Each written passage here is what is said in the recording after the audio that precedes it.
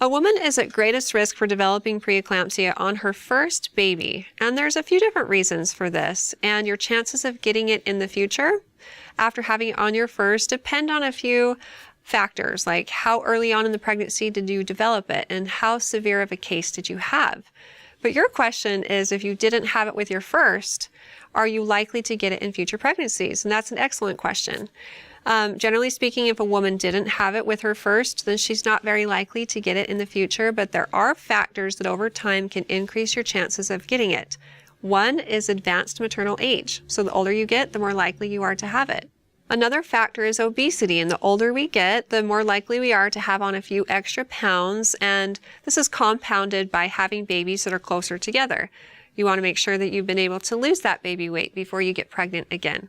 And along those lines, research has also shown that if a woman goes 10 years or more in between pregnancies, then she's at greater risk for preeclampsia. Also, we know that the father plays a role in the chances of a mother developing preeclampsia.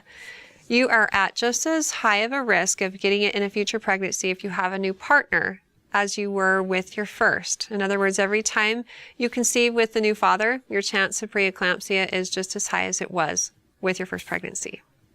If you have more specific questions about your circumstances, talk with your doctor and they'll be able to give you tailored information and advice. And if you have more questions in the future for me, feel free to ask them on our Intermountain Moms Facebook and Instagram pages, and recommend us to your friends and family too.